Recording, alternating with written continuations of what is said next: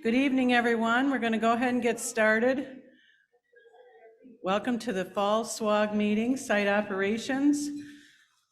I'm Connie Shapanik, and I'm joined by Liz Edwards and Caitlin Hutchinson, my co-conspirators in crime in putting this meeting together. We're very grateful you chose to stay with us this late in the day. I know some of you have been traveling all day.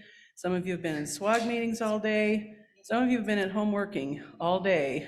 And then you come hang out with us. It's quite extremely stupendous and we appreciate it enormously. So welcome to SWOG. We're going to start with some announcements. Please do keep your phones on mute unless you're presenting. We are going to try to take questions. We have an extremely full agenda, so we will try to get to them tonight, but if we can't get to them all today, we're going to forward them to open forum tomorrow. All the presentations will be posted on the SWOG website within a few weeks, and in addition, the slides will be posted. So some of the things I'm going to go through, we're going to do very quickly, and I would encourage you, once the slides are up, to look at them more in detail and take a harder look. This is our agenda for tonight, which is also on the website. For purposes of your continuing education, we'd encourage you to print the agenda. It looks like this, and at the bottom you can record the fact you're here and how long you were here. So this is part of the ORP committee. SWOG uniquely refers to folks like us as oncology research professionals and believes that we do play a crucial role in the development, implementation, and analysis of any SWOG clinical trial. We are the boots on the ground, and as of yesterday or this week, Connie Barnes shared with me that there are 10,099 people in our work group as part of SWOG. So that's a heck of a thing. This time last fall, the number was 9,000 something. So certainly there are many new people coming on board, which, as we've been discussing, is much needed. It's our hope and our help for the future. So just to kind of give you a smidgen of insight into the philosophy behind this meeting, which is a little different and a little more unique than some of our other ORP presentations. Our goal and our hope is that our three meetings are really connected. SWOG Site Operations, the Oishi Symposium tomorrow, and the Open Forum are all linked. We've tried very hard to introduce topics that we can build on in each session and give you a comprehensive overview of lots and lots of stuff. Some of you are brand new to SWOG, some of you have been doing it for years, but perhaps you're brand new in your role. We've learned that too, that with a shortage of staff and the transitions and shifting of people, we're all doing something different than we used to do. So we're trying to give an overview of many, many topics real hard, real fast. This is our committee, these are our subcommittees, and we're here to serve all of you. I would especially like to call out our executive committee members. These are folks who all year long continue to volunteer and help and roll up their sleeves and do tremendously fabulous work. But you are the committee, so if you'd like to get more deeply involved, there are lots of ways to do that, some of which you'll see here. There's a link to our membership application. We'd encourage you to check that out. Liaisons is one of the roles, and there's a meeting tomorrow. I believe it is for the liaison committee. There are some open positions right now for liaisons, and they're listed here. So if you're interested in one of these committees, talk to Seal or Sandy, who are in the back of the room, and or log on and apply, and we can get back to you as quick as we can after the meeting. Some additional resources we want to highlight, and these are ones that would be just great to spend some time on when you look at the slides post-meeting, but certainly our workbench is a treasure. Sometimes it's tricky to find stuff. Kara did a nice job of going through and highlighting and putting some stars and things that you really want to look for that are especially helpful, especially if you're new to this and you're trying to figure out where do you find information. We also have a new learning management system. There's more about this in the report of studies book and the meeting book, but certainly this is going to be one of the lifesavers in our world as we go forward. The trainings that we're going to do hopefully at this meeting will be posted there, and other things that you can find at your fingertips as you're trying to learn yourself or train your staff, others in your networks. There's a frequently asked questions page. And there's a clinical research resources web page that's loaded with links to things that are really tricky to find otherwise. So take a hard look at all these. They're really great resources. There's also patient-friendly summaries and social media toolkits being developed through SWOG. CTSU has shared with us some resources for new site staff. Some of us have expressed how hard it is to figure out even how to navigate CTSU sometimes. But there are training modules even on how to do that. So some of those are listed in these slides here.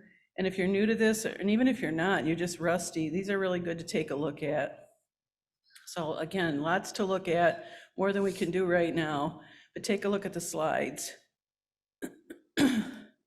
Also want to thank the Hope Foundation for their support. They are phenomenal. They're providing refreshments for this meeting, support for this meeting, and they help sponsor 12, I think, scholarship awardee travelers for this meeting, CRAs and nurses who wouldn't have been able to come without this funding. So huge, huge round of applause for the Hope Foundation. We just have to thank them. Don't forget the spring meeting is going to be right around the corner. Mark this on your calendar. San Francisco is a wonderful place to be in the spring. And definitely, please come back tomorrow for the OISHI Symposium and the ORP Open Forum. Much more to build on what we learned tonight. So we're going to start off our meeting with Andrea Denikoff from the NCI, who's here to give us some survey results. Andrea's presentation is the one that won't be posted. She's actually giving us a sneak preview into information that hasn't been broadly released yet, but you're one of the first to hear it. So secret inside look, but we can't post it yet because it hasn't been released across everybody else who gets to hear it eventually. So listen hard, but other than that, you don't have to take a lot of notes tonight. Just soak it in, learn, savor, so on. So Andrea, are you with us? Yes, can you hear me? We can hear you. I can turn on my camera. I don't know if that works or makes it more difficult.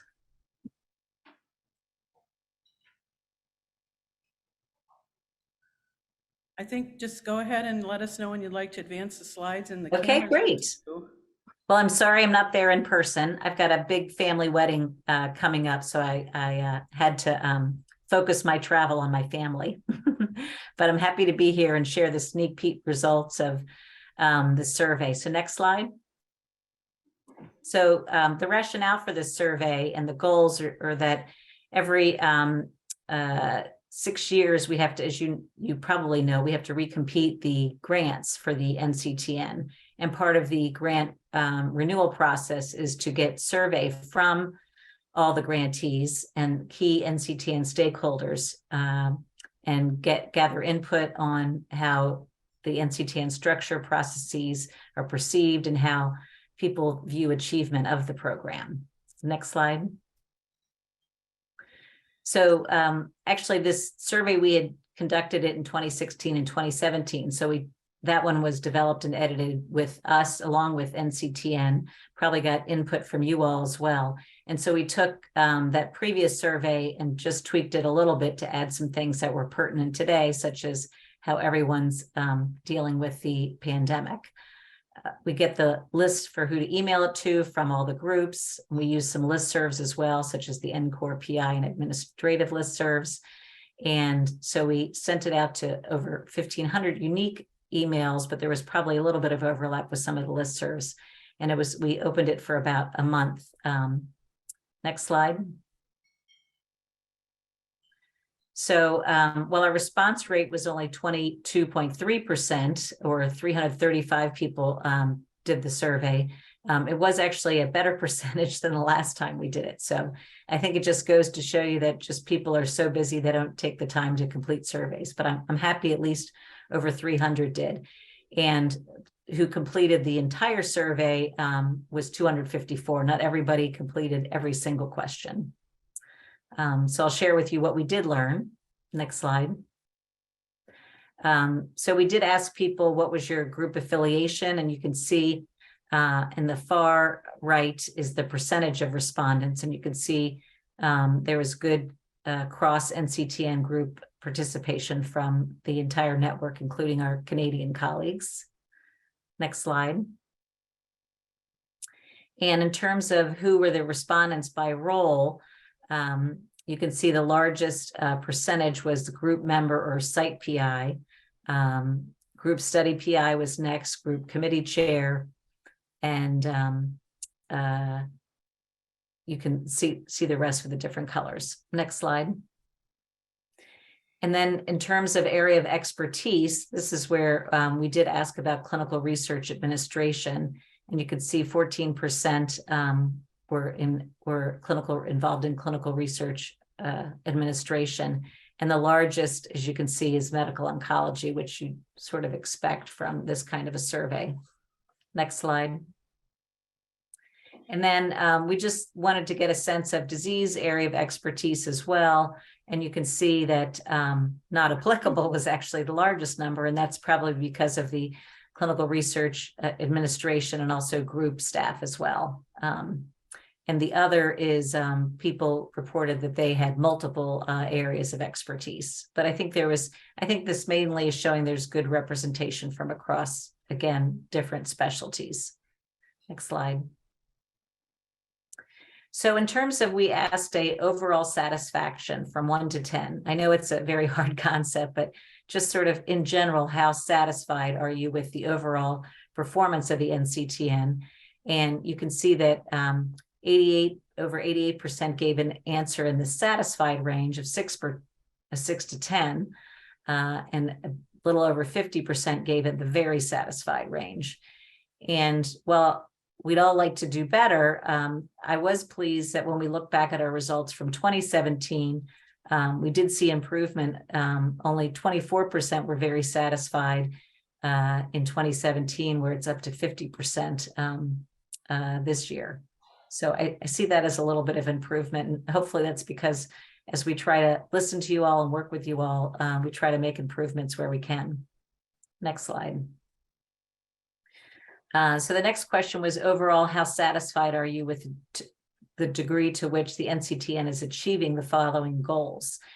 And I know this is a busy slide, so please forgive me because we did ask a number of questions. But I think the good news is that the green color and the sort of orange-red is that it meets or exceeds expectations. And you can easily see with the purple and the blue, the areas that we need is not meeting expectations and needs improvements. And that's the enrollment and retention of diverse patient populations was a top area that people thought we needed improvements. Efficient activation of trials, people voicing that it just takes us too long from idea to actual rollout. It's taking too long. And efficient completion of trials as well. And then, but a nice thing that I thought was a positive bent was areas of that looked very good were collaboration across medical specialties and disciplines. And when I looked at that compared to the previous one, it wasn't as green. And I thought that was that there seems to be more collaboration across medical specialties and disciplines in this survey than in the past one. Next slide. So the next question was satisfaction regarding centralized services and administrative aspects of the NCTN. And this is where the top 3 questions that you can see that are not very green, that are mostly purple and blue, ask about funding. So the top 3 are the proportion of funding for accrual, proportion of funding for collection of biospecimens, proportion of funding for correlative science studies. And you can see here that the majority of people are telling us that we're not meeting expectations and we need some improvement in the funding of all of these things. And that is something that we're very acutely aware of, and we'll certainly share this with our leadership so they see this as well. And then the 2 bottom ones are Central IRB and Cancer Trial Support Unit. And you can see that it was nice to see that lots of green, meeting expectations, exceeding expectations. We know we have areas to improve upon there, and we do have a qualitative part of all these questions, and we're actually analyzing that right now. So we'll have more data on that to sort of pull key themes out that we can also work on, and we'll probably want to cross-reference them with the survey that I know Connie and Jen Dill did with all of the NCTN with the CRP survey. So next slide. So the next question was, overall, how satisfied are you with the following programs? So these are the additional grant programs that are part of the NCTN biobanks, lead academic participating sites, and the Imaging and Radiation Oncology Corps, or IROC. most people said they met expectations, and some of the themes that I've started to see in reading the qualitative responses are for the specimen banks. They'd like the process to do research on bank specimens to be a little bit easier. For the lapse question, there's a big interest in us being able to fund more lapse. And for IROC, there was, I need to look more carefully at some of those, but it looked like some of the processes, people would appreciate if some of those processes they had would be improvement in streamlining. So next slide. And then the next question was, overall, how satisfied are you with the following aspects of the NCTN menu of trials? The top row is the portfolio of NCTN trials available. So, you know, it's diversity across diseases, across cancer types, et cetera. And you can see that 30% did say it needs some improvement. When I looked at this compared to the 2017 survey, it was a little bit better. But I still think there's frustration in some of the comments about having trials that, a portfolio of trials that are a little easier to be done, a little more streamlined, a little less complex. And those were some of the early themes I've noticed from some of the qualitative. The other, in terms of number of NCTN trials available, the over 68% said they met expectations, and there was 20% that said it needed some improvement and 4% that need significant improvement. So I think some people do want more trials available as well. So we'll have to spend more time in sifting through some of the qualitative to get key morsels out of that to share with you. Next slide. So these series of questions were all about our new processes that came about during the last couple of years with the pandemic. And we asked the question slightly different, which is, does your site plan to continue using the new process? So the top bar is working with local healthcare providers to perform certain NCTN study activities, which I'll refer to also as sort of more decentralized trial activities. There seems to be a lot of interest in that. Telehealth for NCTN study visits, a lot of interest in that. Shipping CTEP IND oral agents from site to patients. The sites that took advantage of it found that very useful, and CTEP does plan to continue that permanently. Remote consent. Again, people are very satisfied with that and using that. And that's also another process that will be made, that's going to be made permanent. Remote auditing, the people who like it, and the people who don't. But I think those that really like it want to continue using it. And the last one really didn't have anything to do with the pandemic, but it came about, which was allowing advanced practice providers to authorize study agent orders on NCTN trials. Previously, the policy was that APPs had to get physician investigators to co-sign all their orders, which was a big slowdown in operational efficiency at many sites and a real barrier for a lot of trials.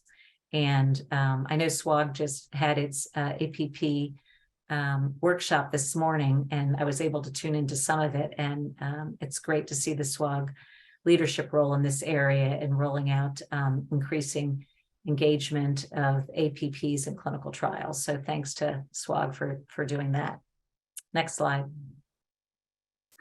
Next question is, which of the following categories of broadening eligibility criteria do you think will have the greatest impact?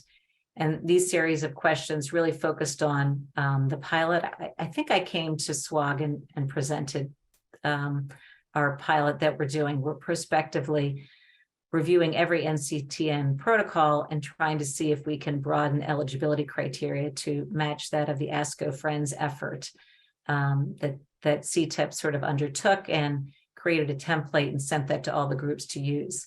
And I think the major gist of this is the eligibility criteria we're looking at are down the left-hand side, but you can see that pretty much most people think having broadened eligibility is somewhat useful or very useful. And lots of comments about how we need to push our studies to have broadened eligibility criteria to help us recruit a more diverse patient population. So I think I'm really interested in culling through some of the qualitative data on this slide as well. So next slide.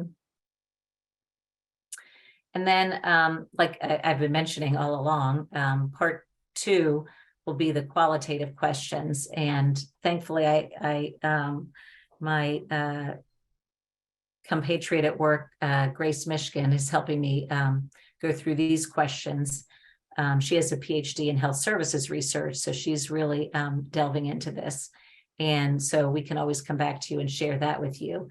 But some of the things that we saw, and also Connie, in looking at the results of the CRP survey, you can see some of the things here that also meshed with your survey findings, is that people are asking for more standardization, consistency, and guidelines across NCTN protocols, from writing to forms and rave, and having more simplifying of trials.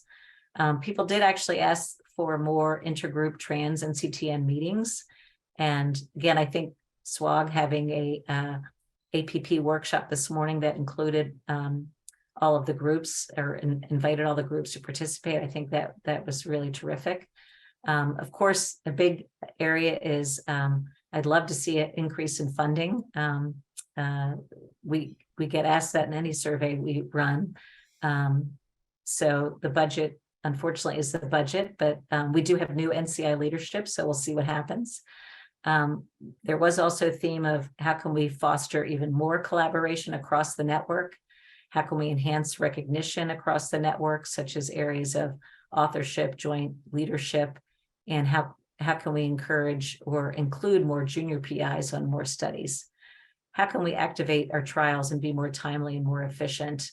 And we heard loud and clear that definitely we're going to continue changes implemented during the pandemic and allow more flexibility and decentralized trial activities. So we'll have more to report on that once we've culled through the hundreds and hundreds of responses people wrote to us with that survey. And next slide, I think that might be my last slide. Yes, it is. So I'm sorry if I took up too much time. I know your meeting is packed, but I'm glad I could share a sneak peek with you. And thanks for giving me this opportunity. Thanks, Andrea. You nailed it. You're right on time. So okay, I'm great. Give you one more minute. I guess if you were to identify what you're going to do with this information next, is there anything you can share with us as far as next steps? Well, after we do some triangulation with all of the qualitative data, we're also meeting internally to share these survey results along with the CRP survey results, and sort of pulling in all of our colleagues across CTEP to see and how can we, what are areas that we can work on now that we have the resources to do that. Certainly having increased budget to do funding is something different, but there were a lot of things that you all identified in the CRP survey that we definitely found in this survey that we can work on. And I think that's what we'll be working on now. So I'm always happy to come back and give an update on things that we're working on. All right. Well, thank you not just for presenting tonight, but for always being such a strong voice for operations in our sites. We absolutely love you. Thank you so much. Well, because I was in the trenches and I remember what it was like, you know, I hear from you and I can put myself in your shoes and really imagine. So we wish we could do more. We wish we had more resources, but you know, thanks for all you do. We wouldn't be able to do what we do without all of you. So thank you. All right. Well, thank you. Round of applause for Andrea. Thanks. All right. Thanks all. Have a good meeting. Our next presenter is Matt Boron, and I told Matt I don't even know his official title. He's just the guy we go to solve all things related to investigational agents and PMB. I think his real title is Senior Clinical Research Pharmacist or something like that, but Matt, you can correct me if I'm wrong. Welcome. Like that works. All right, well, thank you.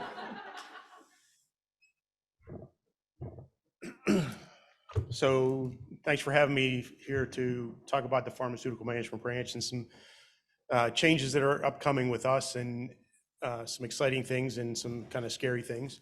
But I'll move on here. I'd like to cover three main topics. ID Me, which is, I don't know if I see no shaking heads. Anyone recognize ID Me? Talk about that a little bit. That's a federal mandate, so that's something that we've been told that we have to implement. So we're passing it along the fund to you guys. Agent shipment, Andrea talked about that a little bit as far as wanting to continue that. And then the big topic is Aurora. That's our inventory management system that we're going to be releasing in the not too distant future. So I'll touch on ID Me. People ask where'd this come from, why are we doing it? It's actually a federal mandate, and it's described in the NIST guidelines. I have here digital identity guidelines. And part of accessing a federal information system, you have to be able to identify who the person is, and you have to verify every time that they sign into the system that they are who they said they are in the original evaluation. So in July of 2022, we released ID Me to the system, and people have been taking it up since then.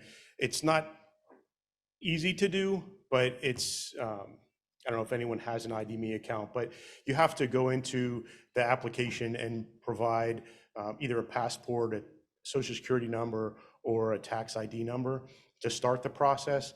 And then it goes through a process of identifying you as an individual and narrowing that you are who you say you are.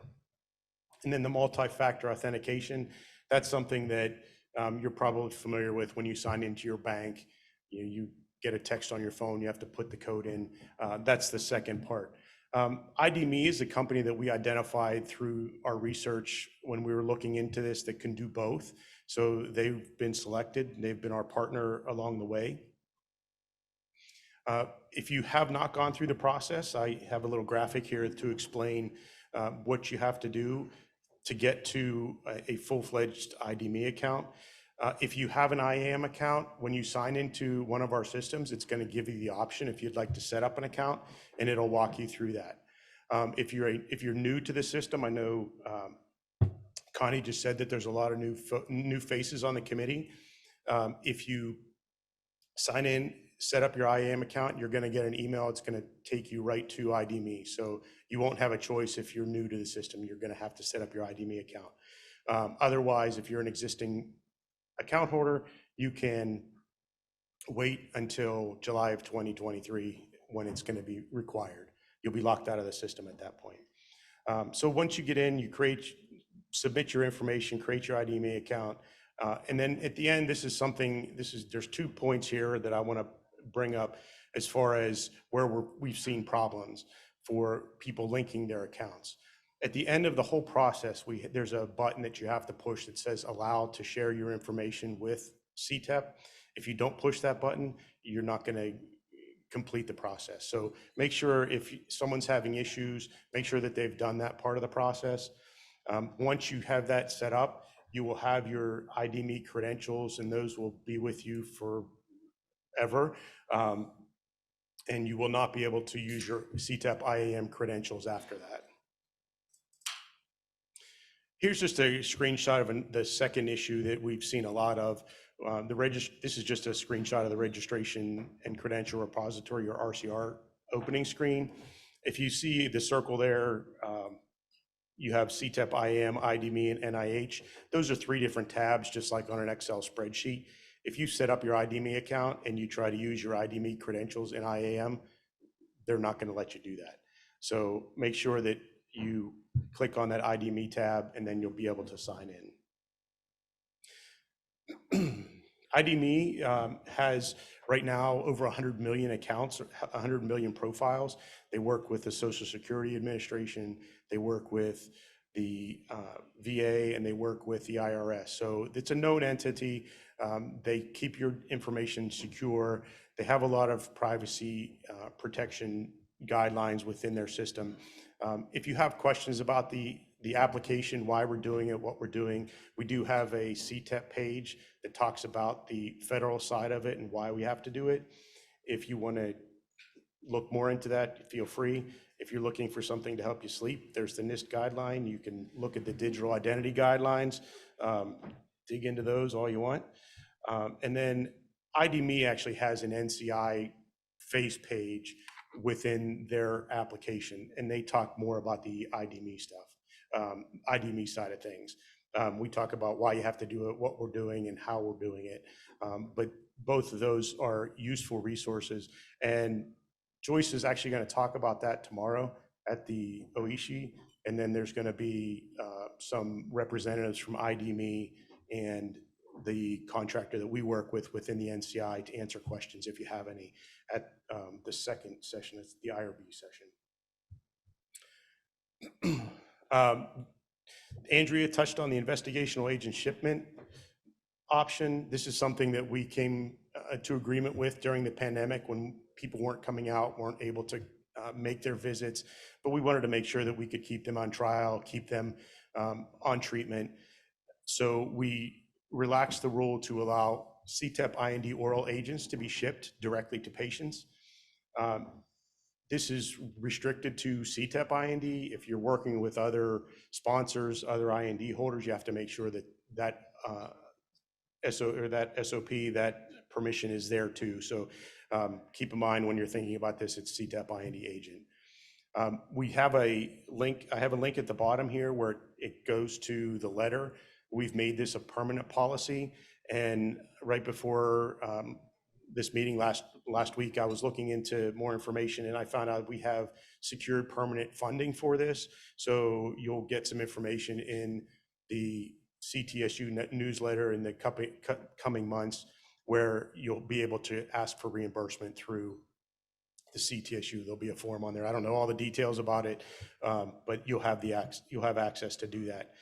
If you are interested in doing it, it sounded like a lot of people from that survey were interested in continuing that practice. You have to make sure that you have a site-specific SOP, and within that SOP, you have to make sure that you're recording the qualified shippers that you're sending in to make sure that the drug gets there under appropriate conditions. You have to make sure you're sending it on a tracked mechanism so you can reach out to the patient to make sure that they've received it, documenting the charts, and all of that stuff has to be available on audit. So when someone shows up and you are participating with the agent shipment, make sure you have that available. And we want to make sure that this is not the default level of treatment for these people that can't come in. We understand that it's appropriate for certain situations. We just don't want it to be abused. So you shouldn't think of this as your mechanism to get drugs to patients all the time. But it's certainly an option, and it's certainly very patient friendly. So if we can keep patients on treatment, that's great. Couple exceptions to the rule. There are agents that are considered dangerous goods for shipping purposes. This is different from USP. So if you work in a pharmacy or you work with the drugs at your site, there's USP guidelines that call dangerous drugs something different. So this is specifically for shipping purposes. And we make a note of that on the shipping receipt. So if you're receiving the drug, it'll say dangerous good on the shipping record. You can't ship those. That requires special training. And then anything that's under the REMS program, which is enhanced monitoring, and that requires you to see the patient, requires specific documents to be signed, specific counseling, specific testing. So dangerous goods and agents under REMS, we don't want to see agents shipped. So the gorilla in the room, Aurora. This is our inventory management system that we're going to be replacing. I've been at the NCI for 22 years, and we've been using the same inventory management system the whole time. So we are getting a whole new technology upgrade. And when you do that, it's not simple, it's not painless, but we're going to be able to do a lot of different things. We're going to have a lot of different safety nets in the system that we're going to be able to implement once we release Aurora. It consists of a number of modules. We have the agent ordering, which some of you may be familiar with OAOP right now. And within OAOP, You can access also stock recovery notices, investigator brochures for drug information. We're also adding safety data sheets to that list. So if you have access to get those documents, you can sign in and pull them whenever you need to. We're going to also expand. We have the PSDs. I don't know if you're familiar with the PSD, but that's kind of a standardized address at a site where we're sending drug at a CTEP location. That PSD functionality is going to be within Aurora, so the sites will be able to control the address, be able to control who is ordering drug, and who can manage the inventory once it gets at the site. And with the technology upgrade that I mentioned, we are going to be able to have multiple shipping addresses for an investigator. This is something that we've had many questions over the years.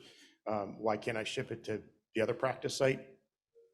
We didn't have that ability. So we will have that ability now. Investigators will have to go in and update their agent shipment form to include a second or third or fourth address if they're practicing at multiple locations and they want to receive drug there, but that option is going to be there. Within Aurora, we also have the ability to communicate, not quite as easily as a text message, but it's an IM type of thing in the application. So you don't have to sign into email and send us a separate email with a question. You can certainly connect with us that way. And then the big thing that's causing more concern, because there are established procedures and processes and systems out there, is the creation and maintenance of an electronic DARF.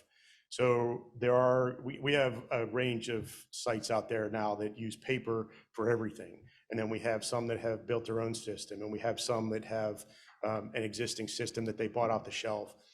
When we were developing Aurora, when we had looked at the off-the-shelf systems, and there wasn't anything that we could customize in a way that would serve all of our needs. We have people from PMB, we're going to be working in the same system that you guys are going to be working in, that are doing drug accountability, that are doing auditing, that are doing the people that are doing the drug shipments for us. We're all working in the same system. So it's a monster of a system. It's taken us a long time to develop, but it's going to be a massive technology upgrade. And we're really looking forward to releasing it. So when you hear Aurora, a lot of times people immediately go to the DARF, but you have to think of it as a whole program. It's not just the DARF. So some of the high-level benefits, and if you work within the system, if you've ever looked for a regulatory binder, looked for your shipment records, transfer records, those kinds of things, those are all going to be within the system electronically. So you don't have to print any of that stuff. You don't have to move on to putting things into a binder. We're going to have improved sponsor and site compliance. The system validations are going to prevent a lot of errors. They're going to prevent a lot of simple auditing flags that might come up, whether it's documentation error, whether it's a counting error, whether it's dispensing, not a little error, but dispensing an expired medication. You're going to be able to have that information in the system for you. We'll be able to do additional monitoring remotely. So people won't have to be in your office, in your pharmacy repeatedly or for an extended period of time. Obviously, they're not going to be able to check the physical inventory, but they'll be able to do remote auditing. And again, the communication, and we will have the ability to have you print reports if you want to know how much bevacizumab be dispensed or how much of a certain agent, or if you have a lot on hand, you'll be able to print those types of reports. Updates, we have a whole Aurora page that you're welcome to check out. Feel free to see the information that's available there. We have a lot of educational tools. We have videos kind of like we have now for the old system, where we have a list of maybe 12 or 14 videos that you can sign up for the class system. The link is here. You can take them now until we release the application. We have, I don't know if any of you have participated in the Aurora overview presentations. We had 4 of them, collected questions, put FAQs together. And then on every screen in Aurora, you're going to have a help button. So it'll give you help text on what you need to do on that particular screen. Let's see, so FAQs. So the big question, when is it coming out? I actually just learned probably an hour ago that the decision is to launch on January 6th, and that launch will replace the ordering function that you have with OAOP, and the stock recovery letter access, IB access, document access will be released in the first phase, along with the PSD module.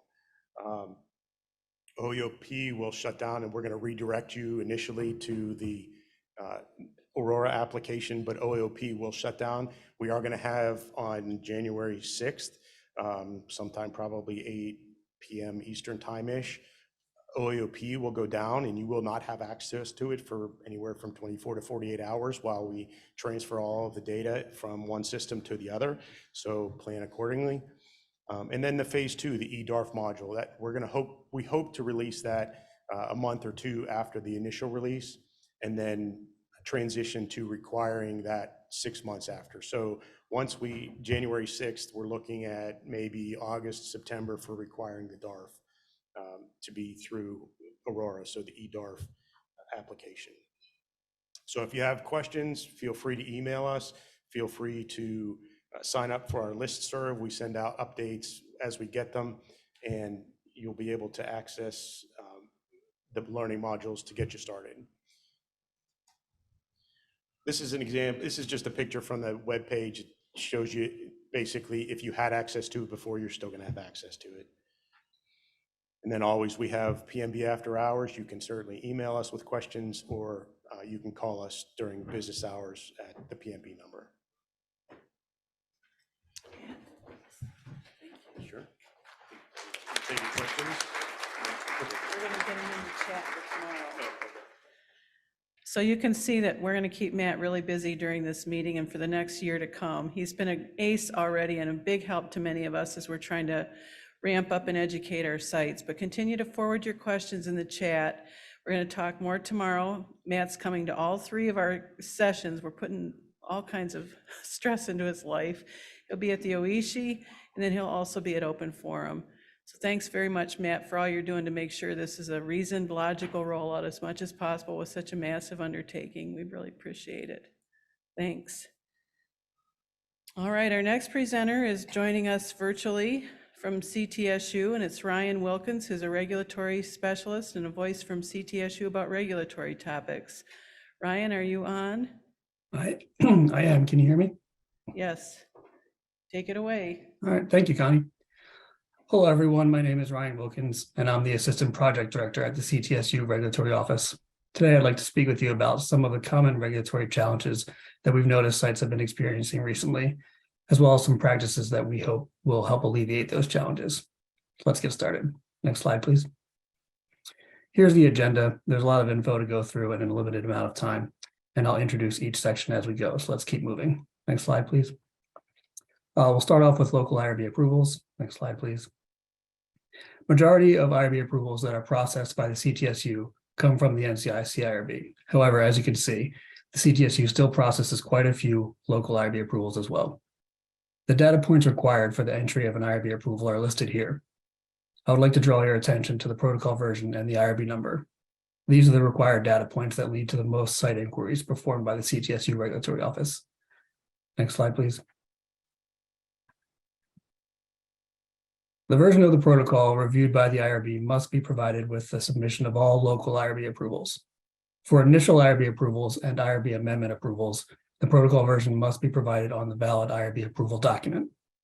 For continuing review approvals, the protocol version can be provided on supporting documentation, including on the CTSU IRB certification form or in the comment section of the regulatory submission portal cover page. Next slide, please. The 8-digit OHRP issued IRB number of the board that performed the review must be provided for all local IRB approval submissions. If the IRB number is not provided by the IRB on their approval letter, it can be provided on supporting documentation, again, such as the CTSU IRB certification form or in the comment section of the regulatory submission portal cover page. One of the most common issues we see with IRB numbers is a site providing the IRB's internal reference number for the study as the IRB number.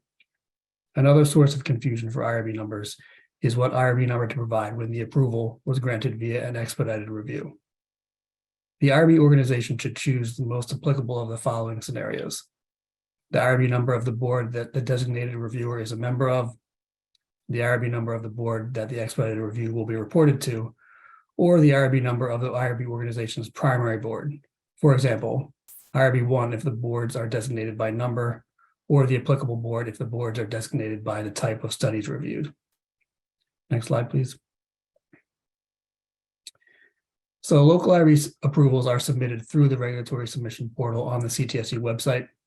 Here's a screenshot of the regulatory submission portal, and I've highlighted the comment section where IRB numbers and protocol versions can be provided if they are not included in the documentation. Next slide, please. The other section of the regulatory submission portal that I wanted to highlight is the site selection section. This is another area that leads to many of the CTSU site inquiries. It is important to make sure that all the applicable sites are selected for the submission. Alternatively, it is just as important to make sure that a site or sites that are not applicable to the submission are not selected. Either case of a site selection discrepancy will lead to a site inquiry, which will delay processing.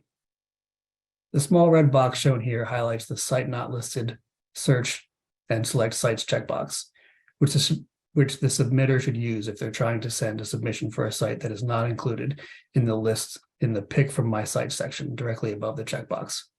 Clicking on this checkbox will open the search field, highlighted here as well, where you can search for and select additional sites that are not in your list of sites. Next slide, please. So now let's talk about NCI CIRB approvals. Next slide, please. The CIRB sends all of their approvals to the CTSU via a designated web service that was created a few years ago. Sites no longer need to send the CIRB's approvals to the CTSU, nor do they need to send their local IRB's acknowledgement of the CIRB approval to the CTSU. The CIRB signatory institution designates their participating sites by establishing their site preferences via an email to the CTSU at ctsuregpref@coccg.org. Next slide, please. The network levels refer to the type of study being reviewed and are listed on the left here. These are fairly self-explanatory, so I'd like to focus more on the site preference settings themselves, as these are very important and can lead to questions and problems if the wrong setting is selected. The all setting means that all sites on the signatory institution's roster will have the CIRB approvals for studies in that network level applied to them. The site-specific setting allows the signatory institution to indicate that a specific site or group of sites will always be participating in studies from a particular network level. This can be applied to any network level, but the most common example is when a signatory institution designates that all pediatric sites in their network will always be participating in the NCTN pediatric studies. Protocol setting means that the signatory institution will have to designate which sites on their roster will be participating in the studies that in that network level on a study-by-study basis. This can be done by sending an email to the CTSU via the CTSU RegPref email address before the study has been approved for the signatory institution by the CIRB. If the CIRB receives the CIRB approval, if the CTSU receives a CIRB approval for a study in a network level that has a protocol site preference setting established and the email has not been received by the CTSU, we will email the CIRB signatory primary contacts to request that they confirm the participating sites prior to processing the approval received from the CIRB. And the none setting indicates that the signatory institution is not participating in studies under that network level. Not selecting the correct site preference setting can cause the CIRB approval to be applied to the wrong site or not applied to applicable sites. This could either create erroneous site registration records on the CTSU website or prevent a site from being able to enroll a potential patient because the CIRB approval was not applied. Next slide, please. A few things to think about when adding a new site or sites to a CIRB signatory institution's roster. Is the site's FWA up to date with OHRP and on file with the CTSU? Is the site active on at least one NCTN or ETCTN roster, as well as the CIRB roster? Do the site preferences need to be updated with the addition of the new site or sites? Site preference settings of all or none do not generally need to be updated, but site preference settings of site-specific or protocol will require a notification to the CTSU if approvals for that network level, for those network level studies with these preferences should be applied to the newly added sites. And finally, does the PI on the signatory institution's approval meet all of the PI validations at the newly added site or sites? Next slide, please. Let's talk a little more about PI validations. The CTSU's processing system, the Regulatory Support System, or RSS, will automatically perform the checks shown here on the PI that is listed on all IRB approvals that are applied to the RSS, both local and CIRB. If the PI fails any of the validations shown here, the site's registration status will be listed as pending, and the site will not be able to enroll patients and open until the failed validation is corrected. Next slide, please. So I just want to briefly touch on using the site registration tab of the CTSU website to find information about study statuses at your sites. Next slide, please. Here's a screenshot of the site registration page on the CTSU website. The site registration page is found under the regulatory tab. For this example, I've de-identified the site number field. The filters at the top can be used to specify your search. The columns are mostly self-explanatory, but I did want to briefly mention the site registration status, missing requirements, and site and status reason columns. In this case, the studies have a pending site registration status because the studies themselves are temporarily closed to accrual. So all participating sites have a pending status in our system, as indicated in the status reason column. However, if these were active studies that had a pending status, the missing requirements column would most likely show Y for yes, rather than N for no.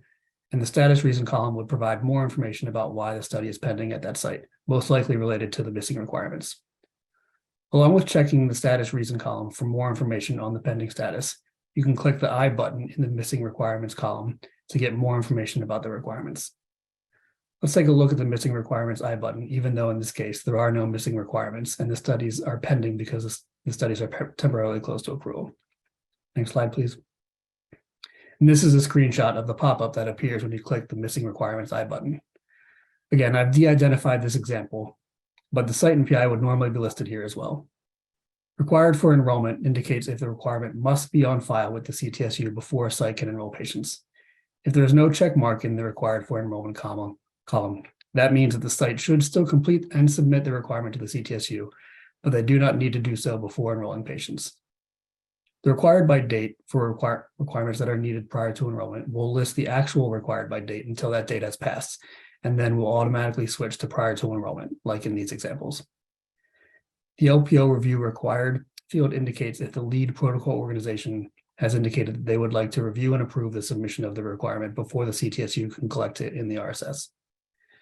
The last three columns indicate the status of that requirement in RSS, as denoted by the additional header for those columns. If the NA column is checked, that means that the requirement is not applicable to your site.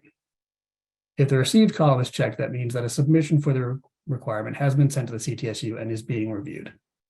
If the complied column has been checked, that means that the requirement has been reviewed and found to be acceptable and has been collected in the RSS. If the received column is checked, but the complied column is not checked, that would usually mean that an LPO review is required and is taking place. Next slide, please. So here are the email address and phone number for the regulatory help desk, as well as the site preference email address again. Next slide, please.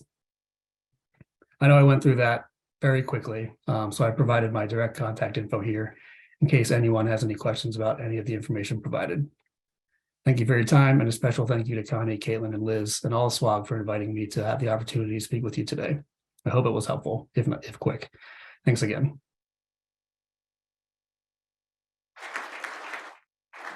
Ryan did a nice job of summarizing some of the most common pitfalls that sites struggle with. So if you didn't catch all that, again, the recording will be posted and you can listen again and the slides will be up too. And for those of you that do the regulatory for your teams, God bless you and thank you deeply from the bottom of our hearts for keeping all of this straight. It's so complicated sometimes, but thank you all. All right, our next section is a report from our group chair's office. Casey. Yay, here she is, Casey Dawson. And I think Kyle is here. All right, so Casey and Kyle will share with us. Hi there. You can see the slides, advance with the green button.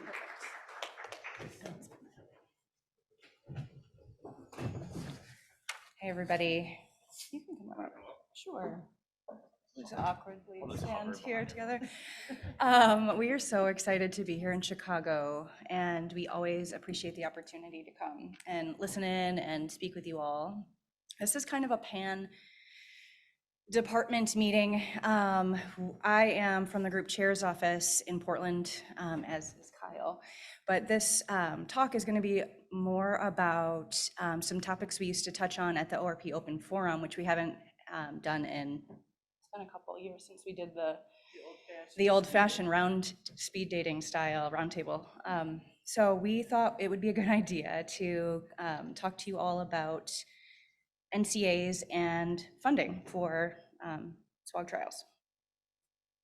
So hopefully you're all familiar with national coverage analyses.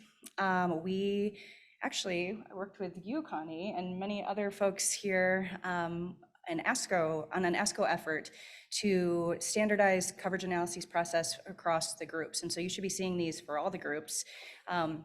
It essentially is a review of all the tests and procedures for a clinical trial.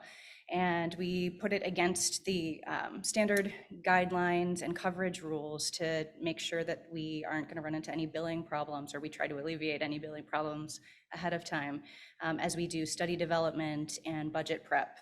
So we currently work with the CTSU. Shout out to them for all of the work that they do on these coverage analyses. It's a huge effort.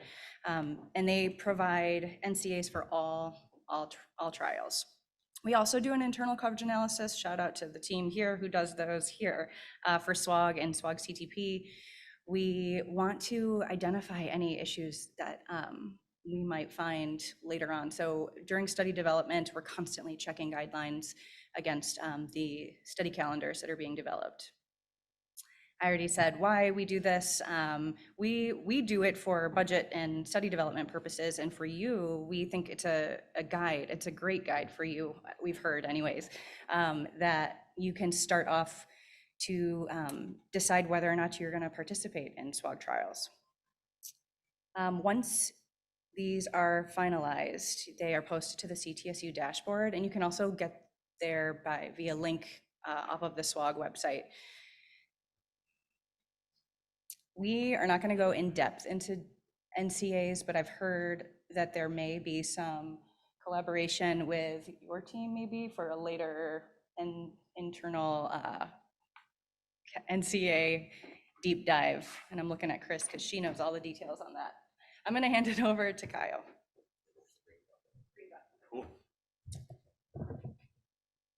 Cool. Well, my name is Kyle Teige. I'm also out at the group chair's office. It's good to see a lot of familiar faces, some of which I know your favorite color. And most of you that have been here before have kind of heard this spiel, so I'll keep it close and short in an effort to kind of reduce time. But financial agreements. There's a lot of things that go into site operations, and one of them is funding and payments and all those things. So just kind of a reminder that a couple of years ago, the NCI mandated that we transition from purchase service agreements, which were really easy documents, to fixed price subawards, which are less easy documents. The timeline there is kind of the NCTN and the NCORP funding cycle. So we're kind of in the middle of it right now. So again, I've said this now, countless different group meetings, but we are approaching in 2025 a time where we'll have to get all those new agreements kind of up and running again. So a reminder too that this is kind of all federal. I'm the federal guy, the non-federal team. This doesn't affect any of those site payments. Those all come through SWOG CTP. Your site should have one purchase service agreement in place with them. And that's how you receive all the non-federal funding that's listed on a given funding memo.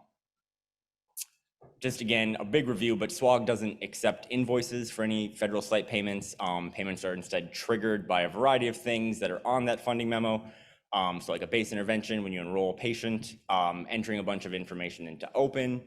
And again, federal payments are all through our office at the group chairs. Non-federal payments are through SWOG CTP, and just kind of talks about there, again, the monthly versus bi-monthly, when you can expect to see the funds for the work that you do. This, when I put this slide together, you can't read any of the words, but again, that's a funding memo. Those get made in our office as well. And it's just kind of a general reminder of like how each line is like a line item, like a payment. There's a lot of really useful information. It's located on the CTSU website. A lot of people don't always know where to get those things, or like financial staff might not have access. So it's kind of smart once you open a study to maybe save that in a file or somewhere that's accessible. But it just kind of outlines, again, whether a line item is federal, whether a line item is non-federal, how much you can expect. A ton of different notes that we'll get into, as well as things like, do I put this in open? How does this get triggered? Again, to save some time, I won't go over all this, but we just kind of like blew up the line item. So base intervention, this just talks about what the funding does cover and what the funding doesn't cover. That's a really big thing when opening up a new study and seeing if it's feasible at your site. Your finance people will always be really interested in a slide like this. So just kind of talks about, again, what is covered, what is not, what are things you can expect when you open a study, and those types of things. And then again, going back 2 slides to that photo where it said study-specific notes, a lot of times your questions can be answered just by looking at this. If you have a line item, you're like, I don't know if that's how that's triggered or how that's paid or when that's paid. This is usually on the 2nd page of a funding memo. And again, it's just really good, solid, general information that is specific to that study. But my favorite slide is just simply this one. If you don't know who to contact, again, everyone in here is a wizard and does really awesome work, but funding is a big part of site operations. So if you have questions in general, we have SWOG or funding at SWOG.org. That just throws it out to everyone. If you have more specific questions, there's my email for federal stuff. The non-federal things are Debbie and Mariella. They're both fantastic. But again, we're just here to make your lives easier. So if you have any questions whatsoever about funding memos or like NCAs, like Casey was saying, please feel free to reach out to us and we will get those answered as soon as we can.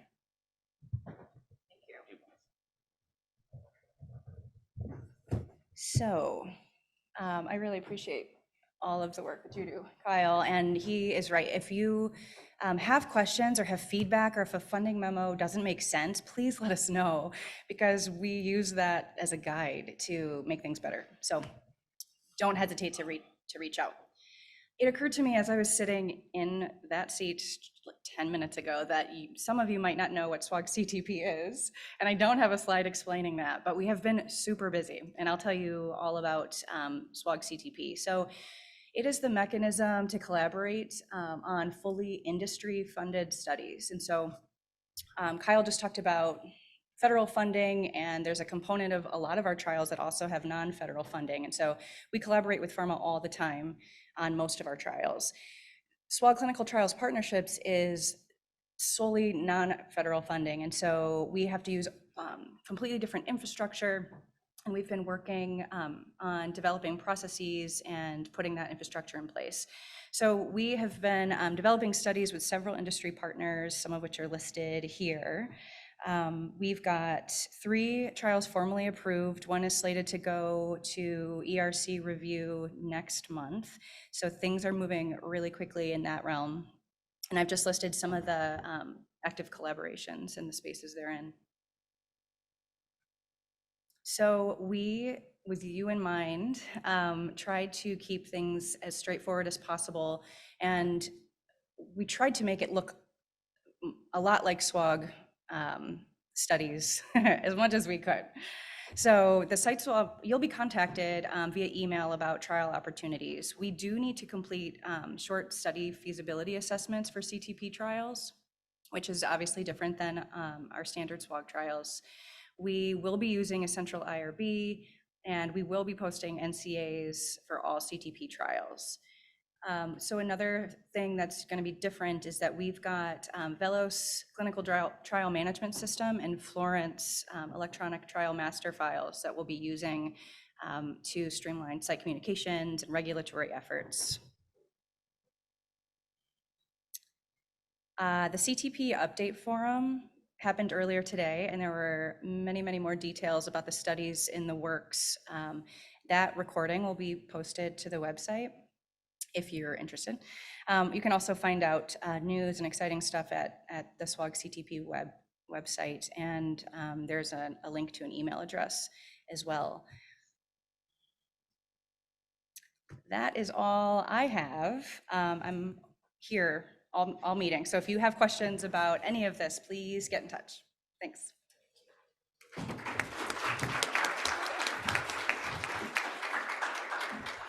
Thank you both for making this clear, streamlining things so often, and actually helping us think we're having fun, even on these complicated topics. You guys are great to work with, and we deeply appreciate you. Thanks. Whoops, I went too fast. So next up, operations. Is Dana here? Dana Sparks? Ah, there she is. Come on up, Dana.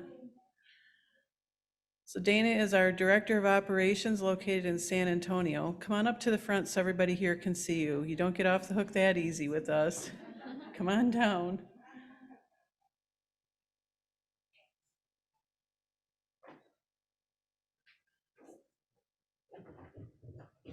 So I don't have a whole lot to share, mainly references to meetings you might want to think about for the rest of the group meeting and some of the themes that we've been working on. You'll see a lot in the Oishi Symposium tomorrow related to trial flexibility and training opportunities. We put a lot of work over the last year. Mainly Kara. Kara Lawback has been working on setting up a lot of training resources, making things available to all of you, both through links to external trainings and setting up internal trainings in our learning management system. A lot of that it will be previewed to you tomorrow at the Oishi Symposium, and you'll have the opportunity to see that. Part of the reason that we've been wanting to do this is to make things a little easier for you, to make sure that you have resources available to you that are very specific to the NCTN NCORP situation, and to make it easier for you to train your site staff. So we want to get feedback from you. We want to know if what we've provided is helpful, and if you have needs for other types of training, we also want to know that. So we would definitely appreciate your feedback. We are working actively with the NCI to ensure, as Andrea mentioned, that the trial flexibility options that were made available during COVID become permanent. And so we're wanting to make language available in protocols that's consistent across the NCTN and NCORP, and that is blessed by the NCI. Whenever we can, make it available across trials, but also to provide additional flexibility on a trial-specific basis when it's appropriate. So we're actively working toward that. I wanted to mention, because we've been talking about the new platform studies for years now, and Combo Match, Milo Match, and iMatch are now getting very close to being real things. We launched the iMatch pilot study. The activation went out on Friday, and we had a study launch in the Immunotherapeutics Committee just before this. So even if you weren't able to attend that, if you're interested in participating in the iMatch pilot study, though that recording will be available after the meeting. It'll be posted on the SWOG website. They're doing something very similar in the Leukemia Committee for the MyeloMatch platform, and we expect that that probably will be activated in maybe February. That's what we're currently working toward. And you'll see that the plenary session, the main plenary session, plenary 2, will be focused entirely on all of the platform studies. So an update on lung map, and then all 3 of the upcoming platform studies, including Combo Match, which will be run by ECOG, but SWOG will have a treatment study that's part of that platform from the beginning. We also will have a GU trials kickoff on Friday morning that will highlight 3 of the newly activated studies in the GU committee. So a lot of really good things going on and a lot of activity. And then finally, I also wanted to mention some of our new DEI activities, because I think it's something that it's a theme, and it's something that everybody's been interested in. And so we now have our new DEI vice chair, Dr. Dawn Dizon. And I think having that level of leadership for our DEI initiatives will be really important. And I expect that things are going to pick up very quickly. We also have a DEI meet and greet for all of our DEI activities during the reception on Friday night. When is that? So anyway, I'm really excited that we're finally getting back into the rhythm of doing our in-person meetings and getting all of these new trials activated. So we'll definitely appreciate that you're here. And we know that you've got a lot of pressure and there's a lot of stuff going on at sites. I can't even imagine some of the pressure you guys are under. And we hope that all of these activations of new trials don't put additional pressure on you. So we want to definitely let you know to inform us if there's some things about these new studies that make life more difficult for you, so that we can do whatever we can to try to fix that. Thank you very much. And now I believe we have a membership update from Leslie Weisenstein, who's virtually joining us. Leslie, are you on? I am on. Can you hear me all Oh, right? very good. Take it away for a few Too loud, minutes. too soft? Okay. I'll try and go through this quickly and briefly. We have a few things that we are working on phasing out, partly to help you out there, and it will also help us too. Starting next January, we're going to be moving from mailing formal welcome letters to our investigators when they're brought on board or transferred to different institutions and so forth. We're going to be moving from formal letters by postal mail and going to electronic mailing instead. A lot of this is due to everything being driven by CTIP addresses and all the databases needing to sync with the one address. And so often we are finding that our database does not have the current CTIP address. So we're getting a lot of return mail to us, postal mail. So we think this will eliminate that issue and also investigators not receiving what they need to from us. We have phased out the roster update form that was primarily for associates, but it was also for investigators in the past. We've removed it from the SWOG website and from the OPR manual. And so all of those updates for associates and investigators must now be done through RUMS or through NCORP SIS. Let's see, lastly, the pharmacy updates that you get on an annual basis, we're going to be phasing those out as well after our upcoming December update. Let's see, moving on, I wanted to talk just a little about the VA. We have a new brochure that we've recently updated with a lot of good information in it. That is available if you'd like to go and check those out at the registration desk. If you'd like to get some in bulk or at least several copies, if you'd like to provide them at your VA sites, please, you can contact me. I didn't think to put my name up anywhere. It's kind of a long name. Many of you may know me by now, but otherwise you can just email member@swog.org if you would like to get some of those. And I'd like to encourage any of you involved with the VA or even not to take a look at those because we're very proud of the updates we did with those. Let's see. We have a new storefront that we have recently gotten approval to put into place for the VA. And for anybody who may not know what that is, currently Maverick, if any of you are familiar with that, is our current one active storefront. And basically a storefront is a consortium of several VA medical centers. It's coordinated and supported by a central hub and staff. They share an administrative core, organizational and systems expertise, and participant accrual. And what we have found basically this does is to help. There's a lot of disconnect or lack of knowledge with some of the policies and procedures and so forth with SWOG, NCI, CTSU, and so forth, and it gets really confusing.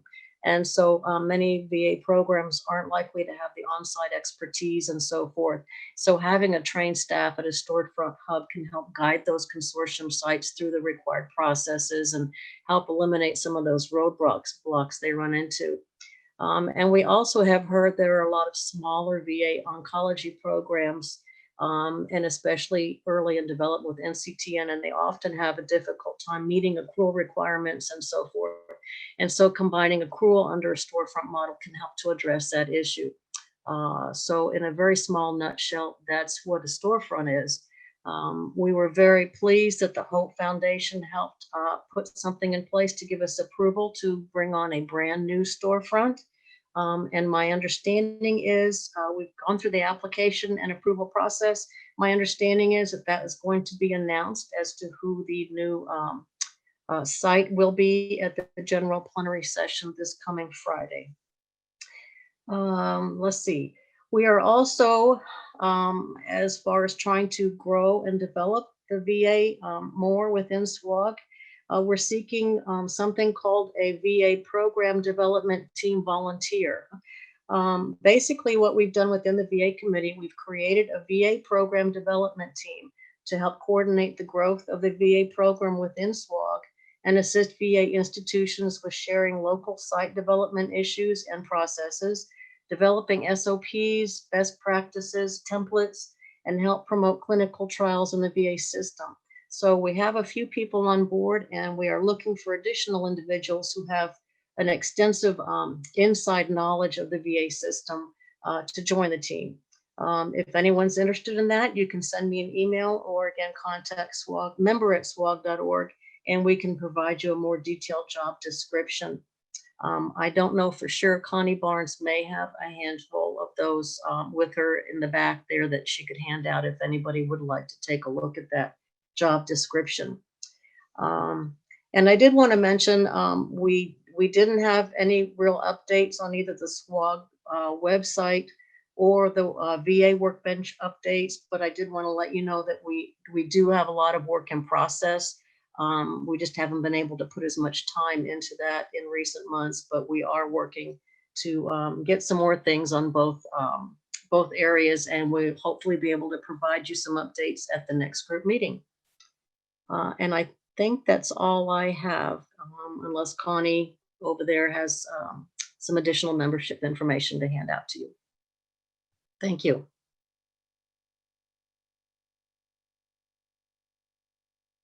Kate, that she has some of those forms available if you'd like to see them. Flag her down at the end. All right, thank you, Leslie. Appreciate you joining us.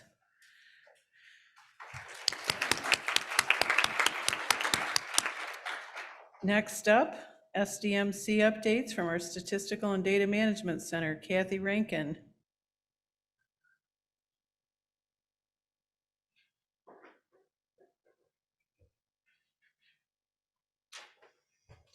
You can see your slides there. Push the green button to advance. Good evening. I would like to start with taking time to introduce, to thank and to congratulate 3 of our longtime data coordinators from the Statistics and Data Management Center who will be retiring in the next month or who have just retired. So in June, Tracy Marr retired, and she was working on the leukemia myeloma committees. It's been with SWOG since 1997. Laura Kingsbury, who's been with SWOG since 1984, will be retiring in November, and she's currently on the GU and the lung committees.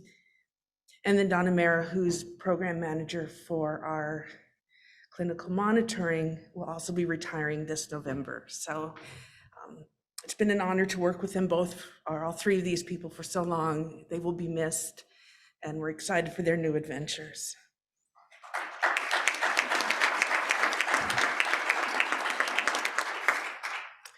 So in similar light, I would like to introduce some of our new data coordinators for you.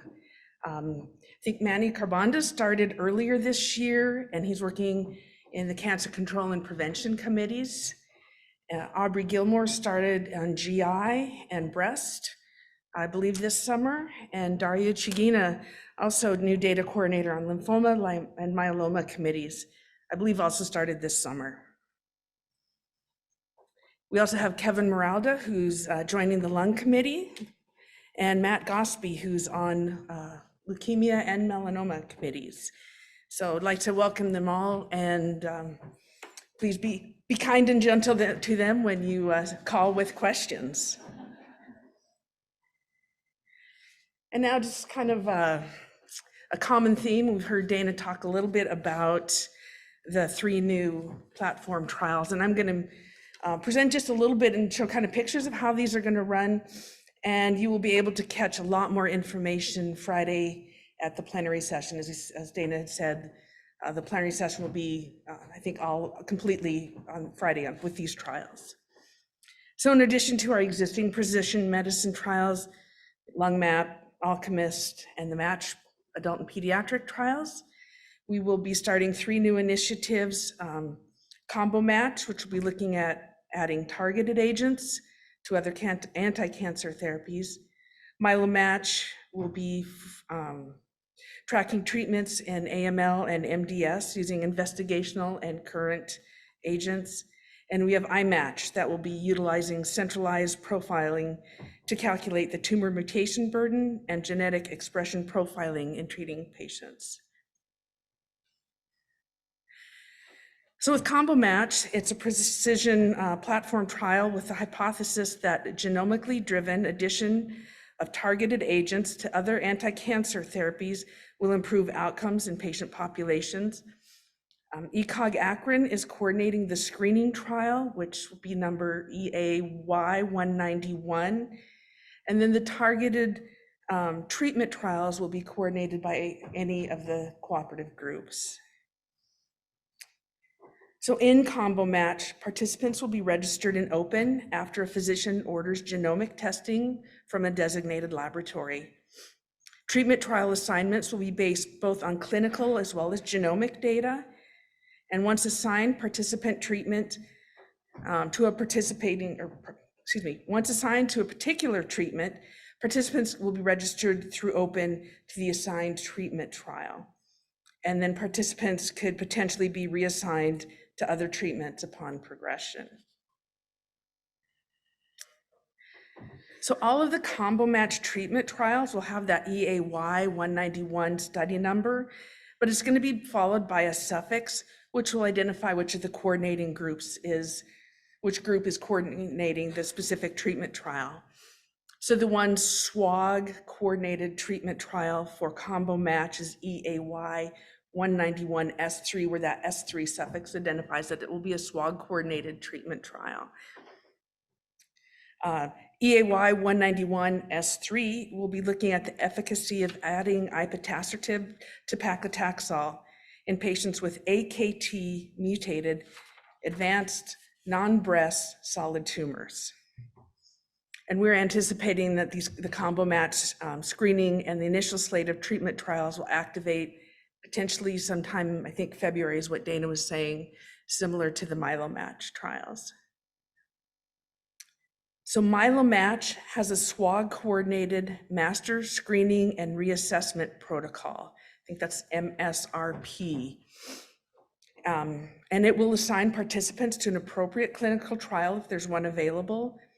And participants must have untreated or suspected AML or MDS. And then at different reassessment intervals, the MSRP will determine eligibility for potential additional MyeloMatch trials. And so here's a list of some of the initial treatment trials that are in development. And the MyeloMatch trials will have a study number, I think all starting with MM.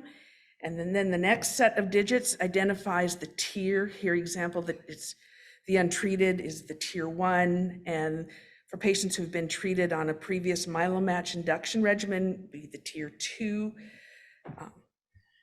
And then you also have some additional digits identifying the patient population. So the YA and the OA for the older adults, younger adults.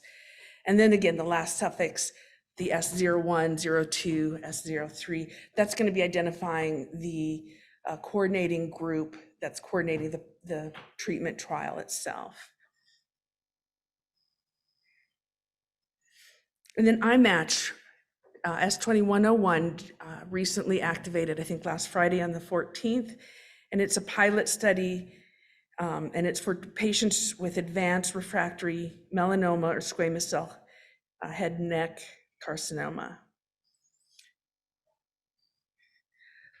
So following a biopsy that's being sent to a central lab, the initial stage of participants will receive treatment with Cabo-Nivo combination without having to wait for assay results to be returned.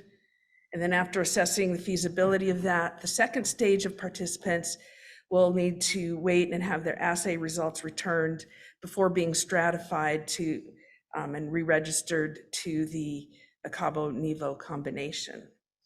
And again, if you're interested in any of additional information on any of these 3 new platform trials, please come to Friday's plenary session where there'll be a lot more information provided. And that's all I have. Thanks.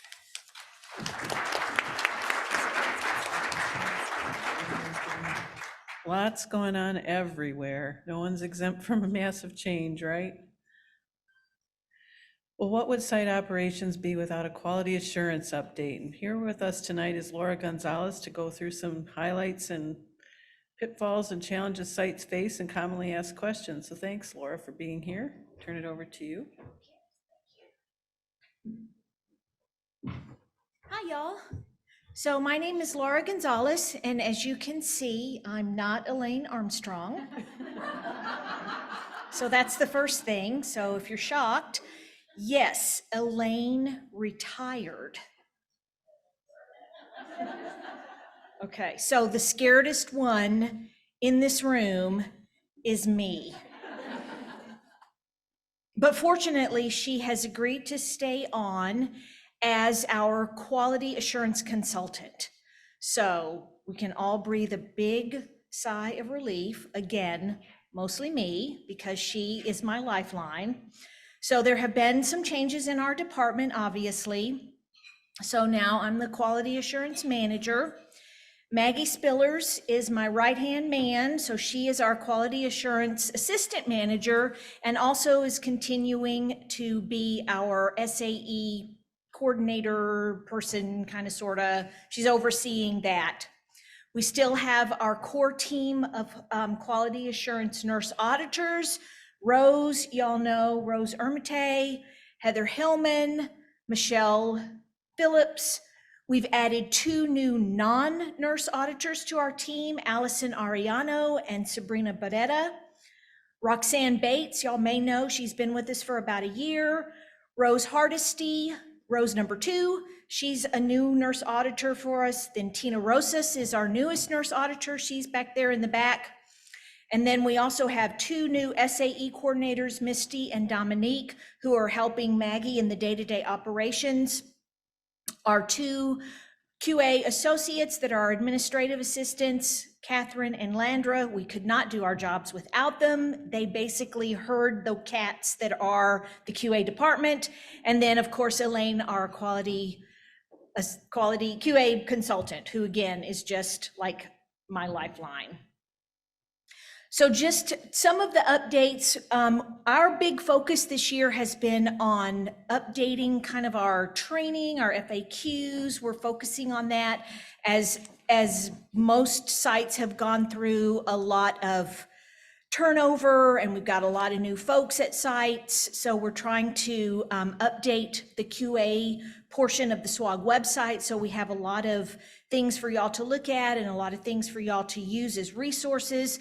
So just that's some of the stuff. And so one of the things that we, I think Elaine talked about last time, but we just wanted to focus on again, because we see this a lot in our QA mailbox, is about protocol deviations.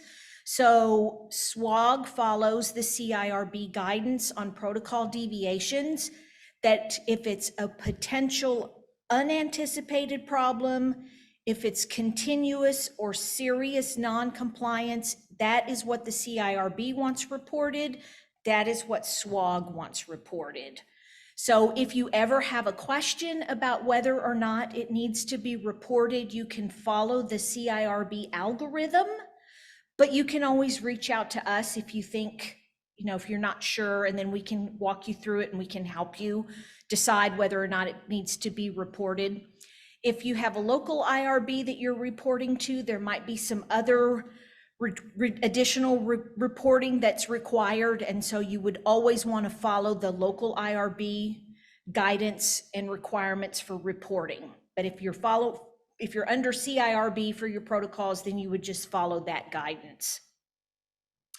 So the COVID-19 deviation and diagnosis guidance, the SWOG memo that came out back in June, the NCI has removed the requirement to report COVID-19 minor protocol deviations to the CIRB at the time of continuing review as follows.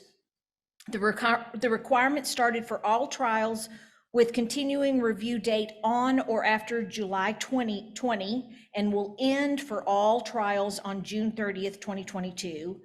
And so the requirement to collect date of initial COVID diagnoses will end for most trials on June 30th of 2022, except for the certain trials that were still listed. So that was S1418, S1501, S1826, S1918, and S1925. So they're still required to report those.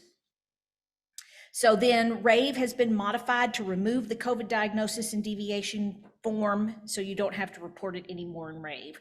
And again, if you have any questions, feel free to reach out to us. We'll walk you through it. The other thing that we've done, again, because we're focusing on education and training and that, we sat down with Rodney and I think it was Phyllis and Kathy Rankin, and we talked about some of the meanings, and because we were talking about it even among ourselves, and we were like, so what does that mean? So Rodney graciously published this on the CRA workbench to talk about the difference between on study, off study, on treatment, and off treatment. And I know it sounds like a little bitty thing, but you'd be amazed how many times we talked about this and you're like, now wait, when, what? So we talked about it among ourselves. We think this makes sense. Look at it, tell me if it makes sense to y'all too.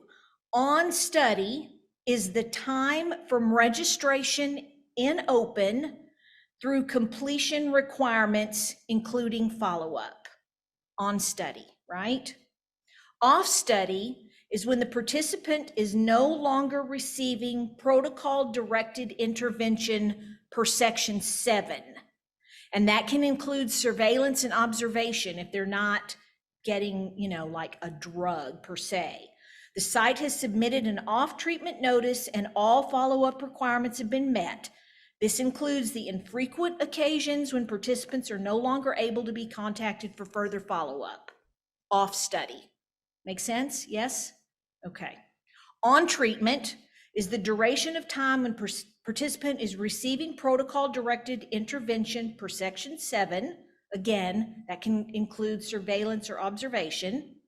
And then off treatment, participant is no longer receiving protocol-directed intervention per Section 7.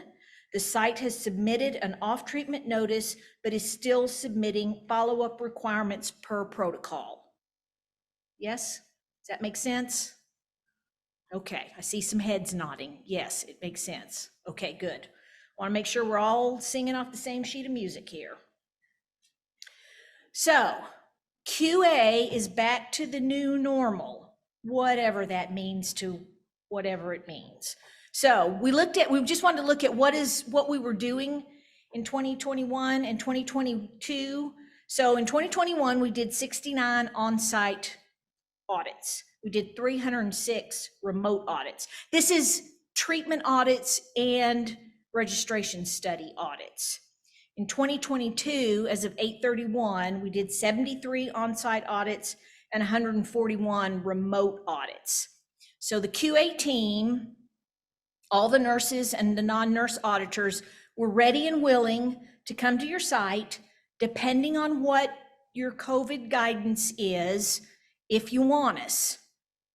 We can do remote audits if y'all still have COVID restrictions in place. A lot of sites still do, that's okay.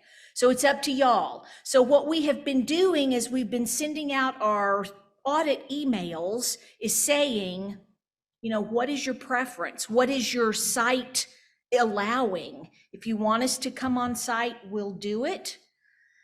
Mostly for the treatment audits, the big treatment audits, we've done some of those remotely. And for those of y'all that have been involved in those remote treatment audits, you know it's been a little bit painful.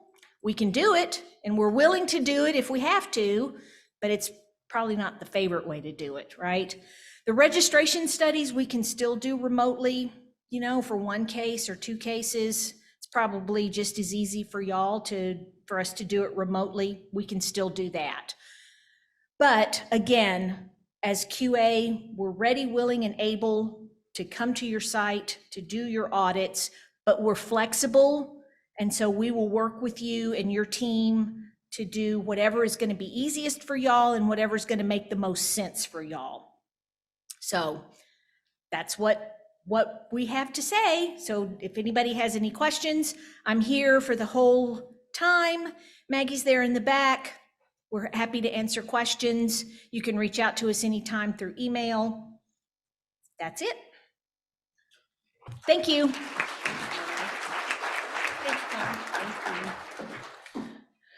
All right, we're winding down and it's getting more fun by the second. So take a deep breath. Let your brain take a deep breath too. We know it's full and it's a lot this meeting, and tomorrow will be more of the same. So just hang out with us here and enjoy the next little bit as Caitlin leads us through some thoughts on life.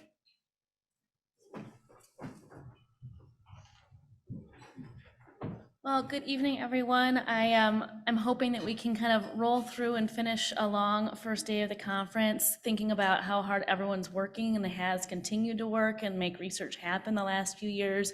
We've all clearly adapted to a lot, but I think it's also important that we kind of admit to ourselves that it's all a lot, and to each other. And I think a lot of us have been working under quite a bit of duress. But we're all here trying our best for our patients and all of our centers to continue the work that needs to be done. So we're gonna try to have a little fun as we wrap up this evening with Poll Everywhere. There's a couple of different ways that we can do this. You can either use your cell phones if you want to, or your computers if you have one popped open, and you can just go through the directions here. By cell phone, you're gonna text to that 22333 number. And I'll give everyone kind of a minute or two just to get things loaded up. I know the Wi-Fi has been a little slow for me today.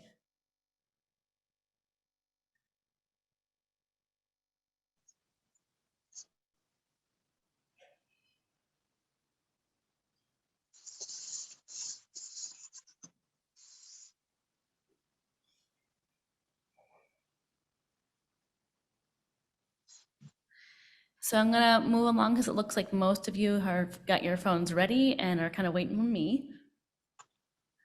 So let's talk a little bit about burnout and where we're all actually at, with the hope that we can kind of laugh a little bit and maybe figure out some solutions around continuing to power through. So what contributes most to your sense of burnout? Is it a feeling of being understaffed, having unrealistic expectations from within your team, unrealistic expectations from external collaborators, or home life stressors? Because like I heard in a session earlier today, it's about the life-work balance, and I know it's been hard. So understaffing, and I would actually say for our site, I absolutely agree. It's been really challenging for us to get new staff. We're really trying to grow our program and have lots of huge plans, but people make it actually happen. And I think it's also about quality. Oh, we're getting some extra stuff, I think, that goes right along with understaffing. So having unrealistic expectations from within the group. I think that these two things kind of go hand in hand, whereas staffing becomes more problematic. We still want to get the job done. There's still a lot of regulations that we all have to have, you know, executed. And so I feel like this is a 1-2 punch that we're all feeling. I think it's important that after this talk, as we all kind of chat and socialize on our own, we can try to work towards solutions for some of this and how we can work with institutions to pull better staffing options together. So what helps you manage Sunday scaries? So having protected time to prioritize tasks for next week. So what are we doing for dinner? Having a supervisor who steps in and will share the workload where they can. Feeling safe asking for help. Being able to collaborate between supervisors and staff to regularly assess, triage, and reassign work. Or self-care fun on the side, whether that's you're going on vacation, they're talking about not quiet quitting, hopefully, TV show, glass of wine. About what helps you manage the Sunday scaries. Yep. Anyway, I think everyone in this room will probably like a month off, and if cancer research could work that way, I understand. So it also seems like on a more serious note, there's some ties between having protected time and more collaboration. I think this comes a lot down to management and being able to have conversations within your group. I know that can be really intimidating if you're a staffer, especially some new staff coming in the middle of COVID. I think it's important to talk about how to ask for help within your group. I don't think that there's any shame. This is a team sport, and the more we kind of go through the slog of the COVID realm, the more I think open people at different institutions are realizing the team sport aspect. I think that that's one thing that COVID's done is really pull groups together, and I think it's a really good opportunity to kind of turn our frowns upside down and say this is all really hard for everyone. How can we work together? And that's a good time to raise your hand and say, well, actually, it'd be really helpful if we did this, if we could meet for 20 minutes and just, I know we're all too busy, but 20 minutes so we can prioritize. And, we've done that with our group and staff, and I think it's made, as a supervisor, a big difference for me to be like, yeah, I should be slowing down and assessing things. I need to do that. And then maybe my staff can actually get the support that they need. So I think that 20 minutes of slowdown can make a huge amount of difference for everyone on the team. Get it messed up or stolen or something. So I listened to it a bunch and then I gave it to him and asked if he'd copy it, and he still hasn't. I think that we're getting a little bit of feedback. So if you are online watching this presentation, if you could please mute yourselves, that'd be great. Thanks. All right, so moving along to what is your work love language, excuse me. Coffee, you can tell I've had more than my fair share today. Ending meetings early or having no Friday meetings. Having protected time outside of meeting commitments, or having written SOPs or consistent training.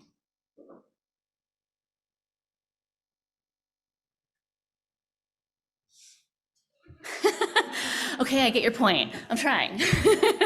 So I think a lot of us would like one less meeting, which I know runs counter to my last bullet. I think that having protected meetings is important and relevant as long as they're valuable ones that have a really targeted plan of action and have an agenda that's really specific to your team's needs and priorities. Having superfluous meetings, yeah, let it go. I think having a morale build is worth it.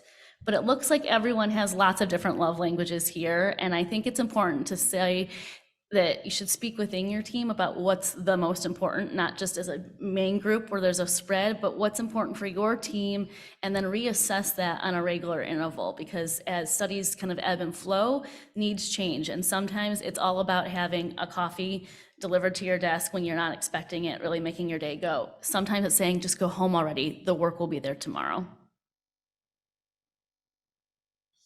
So what helps you communicate your needs best? Ooh, it's not loading. Uh-oh. Yeah, this is a free text, so if you want to just type in, you can we'll do a bubble diagram in just a minute here. It's just slow to load. Just one word, if you can.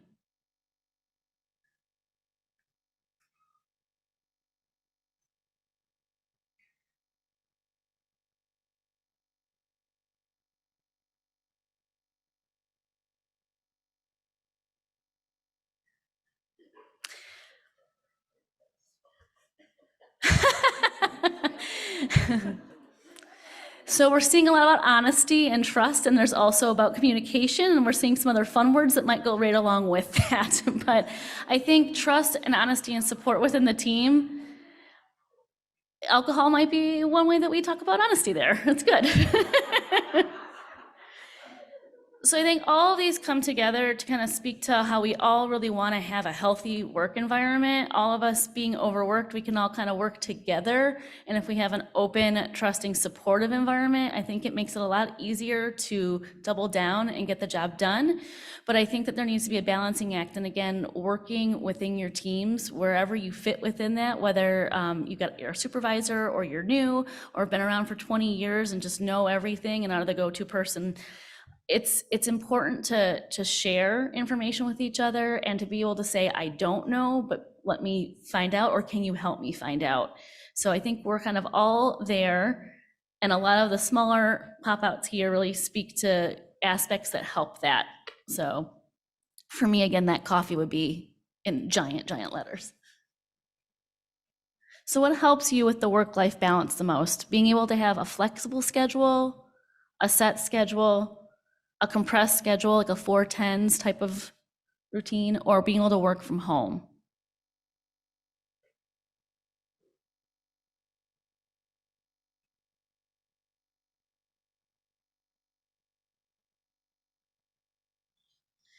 So I'd be really curious with this question if we actually broke up and had a sub question, how many people are working in the clinical realm versus how many people are doing regulatory within this audience. Being able to work from home is a clear winner, but having a flexible schedule, I think, is something that positions that you do have clinic face-to-face time is still something that can be integrated. We've really worked on that in our group. If you have a patient, certainly you're expected to come in. We try to work together again in collaboration to have cross coverage and cross training across trials, and that way everybody can have, if not a day off, the day that goes, uh-oh, someone at my house just popped a positive COVID test. But it doesn't have to be stress on top of stress, because we have redundancy built into our training, so someone's there as a backup and the program doesn't have to suffer, or that sense of guilt that I think a lot of us carry for our job doesn't have to penetrate everything, so there can be balance at home and taking care of our own loved ones. So I think that's something that we can push and talk with our mentors and our team groups and the clinicians. And I think if you take this information back and say, like, look, these are the two things that will help us the most: working from home where we can, and if we can't, help me here. I think it speaks again to morale and just being reasonable in this, COVID time, and hopefully well on learning from what COVID can give us in terms of work-life balance instead of just tearing it apart sometimes. Okay, so this is another fill in the blank, if you will, with one word if you can. What motivates you most at work?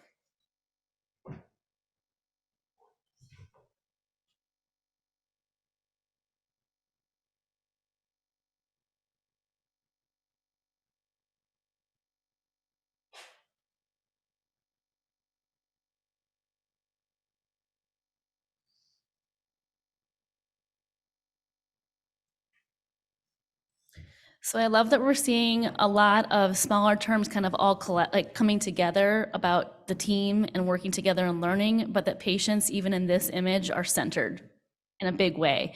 And I think that this is what drives us to put our noses to the grindstone when we're understaffed and overworked and can't figure out our balance, and maybe haven't figured out how to talk within our teams, that we keep coming back for our patients and showing up. I think that's wonderful, but I think it's really, really important that we focus on all of the other things around the patients that are part of our team, so that it's not just about the patients. We will all burn out if it's just the patients. They need to be front and center, but we are part of that. And being able to show up, not just to show up, but to do our best work for them, means taking care of each other through strong team building. So I would just encourage all of our groups to, talk to each other at SWOG, take our information back, and try to remember that we are all in this, and you can tap in through lots of digital resources, a lot of the helpful hints that were given in this presentation earlier tonight, to make your jobs more effective, efficient, and hopefully make you feel a little less siloed and a little bit more part of the greater community.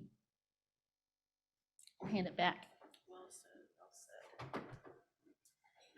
Thank you, Caitlin. This was a heroic lift to get that put together, and you just said it so very well. Thank you very much.